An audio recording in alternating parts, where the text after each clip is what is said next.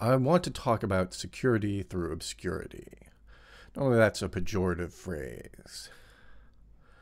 On this computer, I don't have any encryption software. I have a big pile of random data that I got from LavaRand and sources like that. And I'm going to go ahead and write a program to do some encryption. Now, how can I do encryption without an encryption spec? What's some kind of encryption that I can do? What I can do is I can generate some random data and XOR my plain text with the random data to get encryption. It's not a very good kind of encryption. This is one of the problems with security through obscurity, is that usually the algorithms that are being obscured aren't very good. But it's the best I can do when I'm just trying to make stuff from scratch. So I'm going to use this random number generator, and I'm going to go ahead and read out of this pack file a series of encrypted files. So each file is going to have a file name in it, and then there'll be the file data. All right, what's the goal? Why am I even talking about this? Suppose I have some data that I want to keep secret from bad actors, say the state, so they can get access to my machine and look at it. And not only do I want to have some secret data on it, but I want plausible deniability that I don't have any secret data on it. Now, the standard way to do this is with TrueCrypt and a hidden partition. The problem is that while probably in a court of law that's strong enough, there's some risk that you have TrueCrypt on your machine, you have a TrueCrypt partition, they become suspicious, they torture you more. Now, what I'm doing here is not going to survive being tortured necessarily. It's certainly not going to survive a keylogger. But it does give you a different kind of deniability because you really don't have any evidence on your machine that you have anything going on here. Well, okay, you have a big random file, seemingly random, named random, that you say you downloaded from LavaRand or one of those places, and that's actually the encrypted file. I just remembered that I forgot to write out a 0 at the end of the file, so I'm going to have to actually explicitly check for end of file. So this read8 function, instead of returning a byte, is going to have an out-of-band value for end of file here. And here's the actual encryption, XOR with a random value. Now, we have to spend some time thinking about possible attacks here. You know, we don't want this random file to have anything obvious about it so people can figure out what's going on. So we have to use reasonably good encryption. So I'm not a security expert, but I will try to do everything here that I can to make things difficult. So suppose this software leaks out to a bad actor. I don't want them to brute force the password easily, so I generate 1 million random bytes at the start so that when they go to check there's a key region in the file that's all zeros. When they go to check that key region, they have to do a fair amount of work to get there.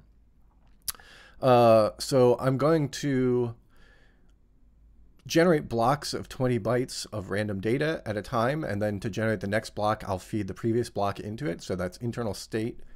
I'm using a salt so that if you XOR together two files generated from the same password, they don't give you the XOR of the plain text. In the unlikely event that the internal state hashes to itself and reaches a fixed point, I'm going to keep a block count and keep incorporating that into the hash as well. So each of these hashes depends on the previous state, on the salt, and on the block count. Then the random data that I'm going to use is going to be generated by another hash from the internal state so that I'm not XORing directly with the internal state, just in case that might make it easier for people to work backwards to the internal state. And I remember that the block count actually got incremented before instead of after. I don't know why I did that, but I did, and it's important that I remember that. In general, security through obscurity has this problem that you're keeping a secret, the algorithm. And in general, you're going to have to keep track of that. You're going to have to communicate that if you're communicating the data, and that's extra secret data to communicate. And this is why security through obscurity is generally a bad idea. you have some number of bits of secret data, password, or key that you have to communicate. And you also have to now communicate this algorithm. And the bits that you have to communicate for this algorithm, you probably would be better off spending those bits on a larger key length.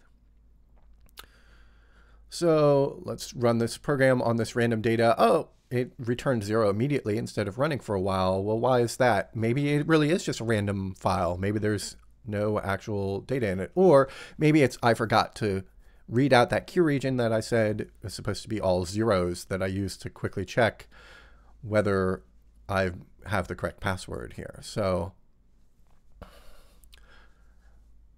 now we'll go ahead and read 8 bytes that we expect to be 0. And now hopefully this time I've actually got the file format correct.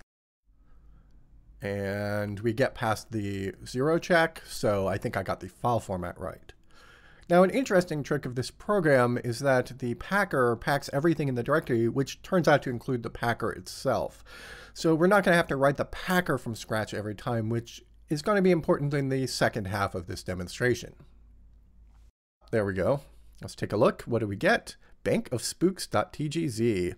Let's take a sums of that. And let's go compare that to a source copy of that file that I have. Oh, look, they match. So maybe that wasn't random data after all. Maybe it's some file that Anonymous leaked that, is Bank of America or HB Gary or something, or just some other file that happens to have the same MD5 sum. Okay, part 2. Suppose you don't want that big, suspicious random data file. Here's a directory full of PNGs. The PNGs contain bad computer art. Again, this is not necessarily an ideal example here. It may not show with the video codec, but the gradients show really obvious banding, which is pretty much a tip-off if you're looking for suspicious data. So you'd want to do a better job than the job that I did with it here for this little demo. I should make clear that none of the things that I'm showing you here are things that I actually use. If I were actually doing something like this, I would use a slightly different algorithm so that it would remain obscure. Unlike most of the software that I write, I am not making this software available for download because I don't want anyone to use it. You have to write your own. That's sort of the whole point. Now, you can write this in any language you like. You do need to be a programmer with some amount of skill. If you're not a programmer, you'll just have to use plain old security, which might be stronger, but it doesn't give you the deniability. It's kind of complicated. So when I wrote the unpacker, I was pretty careful to modularize the reading so that now I just have one place that I have to fix. I'm just going to change read 8 so that instead of using fgetc, it goes ahead and reads the data out of an image. And actually, I'll have to read the salt especially, and we'll get to that in a bit. So how did I encode the data? I did something really trivial. I went ahead and I coded each 8 bits of encrypted data as 3 bits in the red channel, 3 bits in the blue channel, and 2 bits in the green channel. Since the green channel is the brightest, I used the fewest bits of it. This is way too much. That makes it really obvious. You really want to do something where you're encoding 1 bit per pixel or 1 bit for only every nth pixel. You might want to inject into the encrypted stream. You might want to inject every 50th byte is a random byte from a different source, or every 5th byte or every 3rd byte. There's a lot of things you can do to make your file format unique, and that's really all you need to do to get the security through obscurity that I'm talking about here. So we're getting the salt out of the pixels, and we do that by just getting 1 bit per color channel. And since my image offset is measured in pixels, I have to round it up, and I just do that all in the dumb way. Everything else looks like it should just work, so let's go ahead and try it.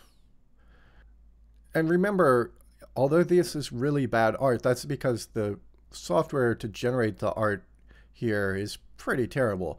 You could actually spend some time, write 1,000, 2,000 lines of code that, draws kind of interesting computer art. Avoid gradients because that's the worst for encoding the bottom bit. We get past the 0 check here, so it looks like this is working. So you could, spend 1,000, 2,000 lines of code, and, that might be worth it if you're really interested in computer art or if you have something to hide. Then you can have directories full of computer art. You could also, write sound generators.